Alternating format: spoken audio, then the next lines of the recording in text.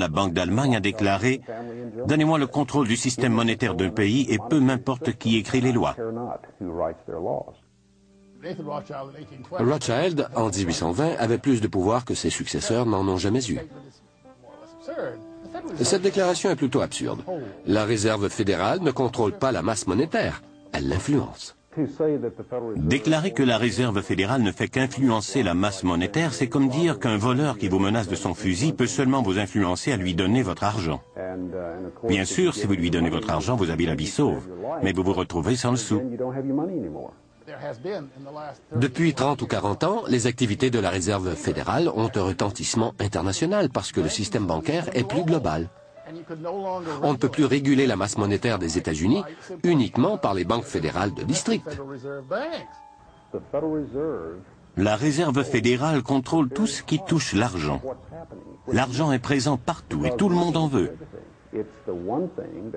Quand vous donnez à une institution le monopole de l'émission de la monnaie, vous donnez un contrôle total à cette institution. Si vous avez de l'argent, vous pouvez faire passer toutes les lois que vous voulez. Peu importe si c'est Bill Clinton qui est président ou si un tel est sénateur du New Jersey, car vous faites un chèque et vous pouvez changer de sénateur. Une des questions les plus délicates dans ce débat est de déterminer à qui appartient la Réserve fédérale. La Banque de la Réserve fédérale de New York appartient en majorité à 5 banques d'affaires de Londres créées par la Banque d'Angleterre. L'Angleterre, qu'on considère plutôt comme un satellite politique des États-Unis depuis quelques années, serait-elle la puissance qui tire les ficelles de la politique internationale? Peu importe qui possède la Réserve fédérale. Ce qui compte, c'est ceux qui la contrôlent. Le gouvernement a donné aux banques un monopole et maintenant, le département de la justice ne fait rien pour empêcher les fusions bancaires. Un monopole ne peut exister qu'avec l'aide du gouvernement et celui-ci a beaucoup aidé le monopole des banques.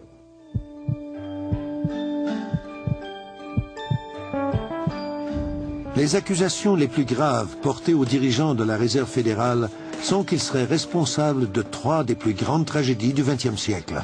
La Première Guerre mondiale, la Deuxième Guerre mondiale et la Grande Dépression. La guerre est probablement l'activité qui génère le plus de profit pour un banquier international. Par conséquent, dans l'histoire de l'Europe et de l'Amérique du Nord depuis 300 ans, on voit des banquiers internationaux qui aident les nations belligérantes des 2 côtés de la ligne de front.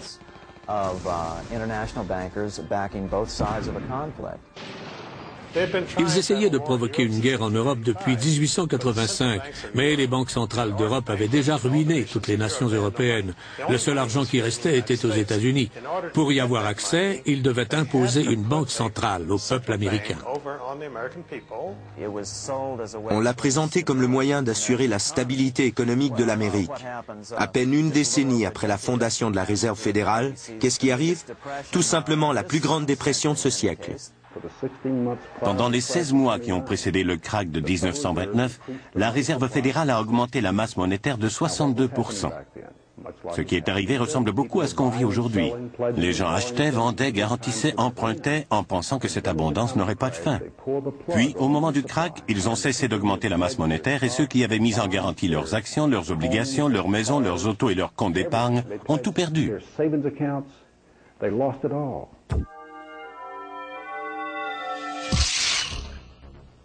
Au cours des guerres, ces hommes vendent des armes à l'un des adversaires et prêtent de l'argent à l'autre pour faire des profits. Lorsque les profits commencent à baisser, les financiers comme Jacob Schiff, Max Warburg et JP Morgan savent très bien comment les faire remonter. Vous serez peut-être surpris d'apprendre, et c'est un fait confirmé, que ces gens ont financé Trotsky et Lénine avec des milliards de dollars en or et en prêts pour qu'ils déclenchent la révolution en Russie. Avec l'entrée des États-Unis dans la guerre et le départ de la Russie, le conflit a duré 2 ans de plus. 2 ans de vente d'armes et de prêts sur lesquels faire des profits pendant de nombreuses années. La guerre est une entreprise extrêmement rentable. Après la Première Guerre mondiale, le sénateur Gerald Nye a organisé une commission devant laquelle il a traîné les plus gros financiers et industriels pour examiner les profits qu'ils avaient réalisés au cours de la guerre. La guerre est très profitable et quiconque dit le contraire est menteur ou fou. Ils ont réussi à nous faire entrer dans la Première Guerre mondiale. En fait, grâce à eux, la guerre a continué pendant 2 années supplémentaires. Il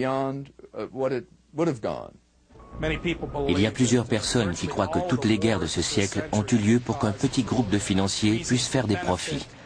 Des gens qui sont dans la sphère d'influence du groupe Bilderberg et de la commission trilatérale. Prenons la guerre des Balkans. Qui a fourni des armes à Milosevic? Ce sont les Soviétiques. Qui finance l'industrie militaire de l'Union soviétique? Les États-Unis et les banquiers européens. Les banquiers ont toujours financé les deux camps lors de conflits majeurs.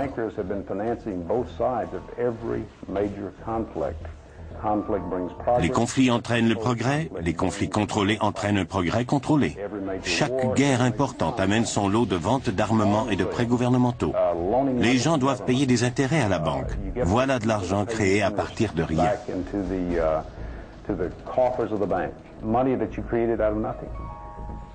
L'économiste et prix Nobel Milton Friedman prétend que la Réserve fédérale a provoqué la Grande Dépression en réduisant volontairement la masse monétaire en circulation.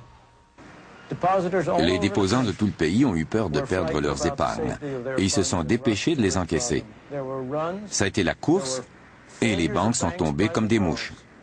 Le système de réserve fédérale n'a pas réagi alors qu'il avait le pouvoir, le devoir et la responsabilité de fournir l'argent qui aurait permis aux banques de remplir leurs obligations face aux déposants sans avoir à fermer leurs portes.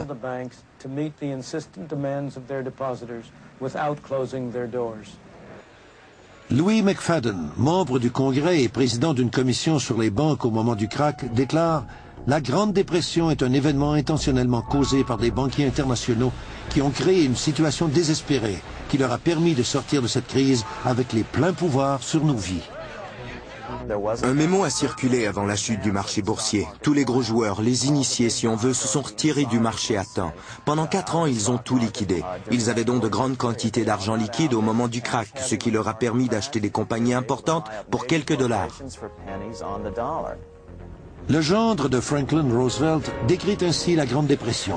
C'est le pouvoir financier mondial qui a dépouillé délibérément le public en provoquant un manque soudain d'argent à court terme sur les marchés de New York. Un des initiés, Joseph Kennedy, a vu sa fortune passer de 4 millions en 1929 à plus de 100 millions 4 ans plus tard. Tout comme aujourd'hui, la presse américaine cache certains faits.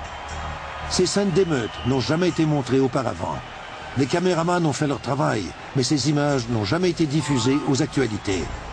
On contrôle l'information depuis longtemps en Amérique.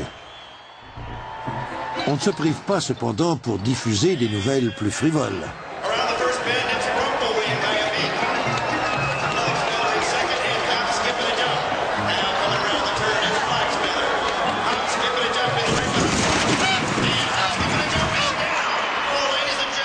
Heureusement, des personnalités populistes comme le président Andrew Jackson, William Jennings Bryan et le père Charles Coughlin ont assez de courage pour dénoncer les faits. May I remind our president with all due respect that not one of these soldiers cast a ballot on that fateful Good Friday night in the spring of 1917 to force a peace-loving nation like ours to take up arms for the profiteers and the exploiters of mankind. Durant la dépression, le pire ennemi des banques est Huey Long. We've tried the Republican Party, we've tried the Democratic Party, then we've gone back and tried the Republican Party, and now we're back trying the Democratic Party. And unfortunately, whenever we get into power with either one of these parties, we find that the one crying need of our people, the redistribution of wealth, so that none would be too poor and none would be too rich, is always neglected by the party that is in power. How many men ever went to a barbecue and would let one man take off the table what's intended for 9/10 of the people to eat? The only way you'll ever be able to feed the balance of the people is to make that man come back and bring back some of that grub he ain't got no business with.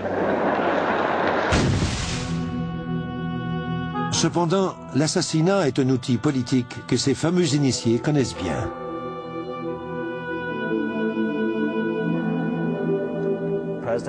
Prenons l'exemple du président Jackson, qui était le principal opposant à une banque centrale privée à cette époque. Un assassin s'est présenté devant lui et lui a mis 2 pistolets sur le ventre. Il a tiré, mais les 2 pistolets se sont enrayés, ce qui a sauvé Jackson. On a appris par la suite que l'assassin avait des liens avec les banquiers internationaux. C'est intéressant de noter que si les livres d'histoire ne s'attardent pas beaucoup à ce problème des banques, Jackson, lui, considérait que c'était l'une de ses réalisations les plus importantes. En fait, il a même fait écrire sur sa pierre tombale « J'ai tué la banque ».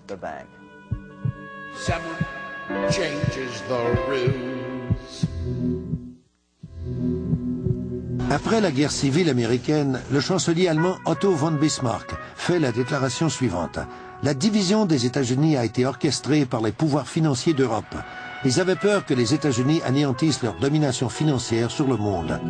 Ils voyaient un grand avantage à faire affaire avec 2 démocraties affaiblies par leurs dettes plutôt qu'à une république forte et indépendante. Abraham Lincoln est conscient de cela et fait tout en son pouvoir pour préserver l'Union. Mais pour y arriver, il a besoin d'argent, de beaucoup d'argent.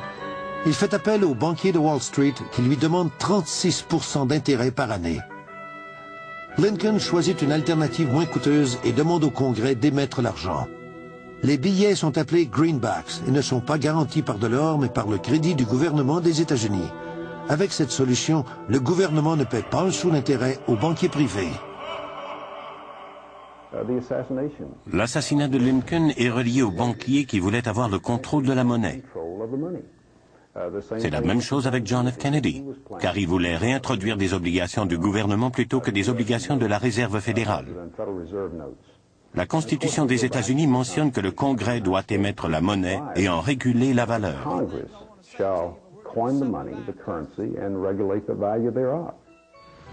Si vous demandez aux gens sur la rue qui émet la monnaie, ils vont vous répondre que c'est le gouvernement. C'est la raison pour laquelle tout ce mensonge fonctionne. Les gens savent intuitivement que c'est le gouvernement qui devrait émettre la monnaie.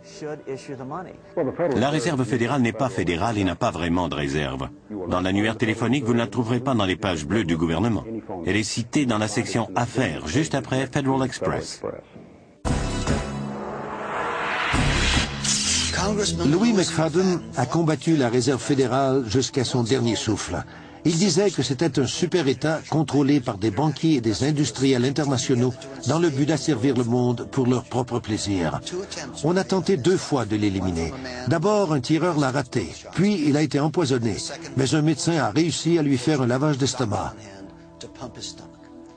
Des gens assez puissants pour causer les 2 guerres mondiales et la Grande Dépression doivent avoir une sorte de club pour se rencontrer et pour partager les profits. Si vous n'avez jamais entendu parler des Bilderbergers, c'est qu'ils n'ont jamais voulu que vous les connaissiez. À leur rencontre annuelle en huis clos, personne ne peut approcher les bâtiments. Les individus les plus puissants du monde occidental s'y rencontrent. Mais le New York Times, le Washington Post ou le LA Times n'en parlent jamais.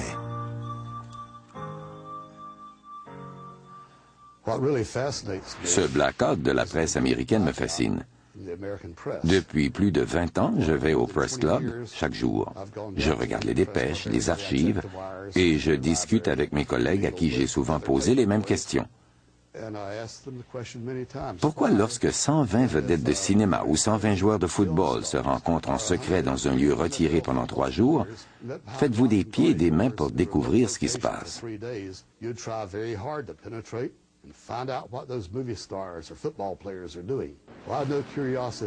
Pourquoi n'avez-vous pas la même curiosité lorsque 120 financiers et politiciens qui ont un pouvoir extraordinaire se rencontrent dans un lieu retiré et entouré de gardes armés?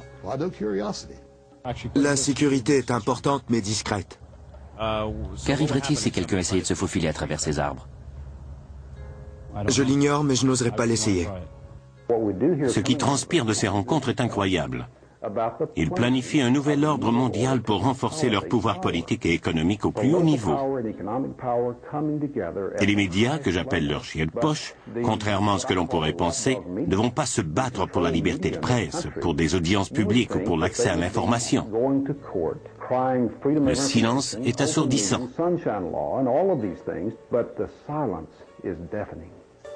Lors de la dernière rencontre du groupe Bilderberg, on comptait parmi les invités le conseiller du président George Stephanopoulos, le sénateur Sam Nunn, David Rockefeller, l'ancien sénateur Lloyd Bentsen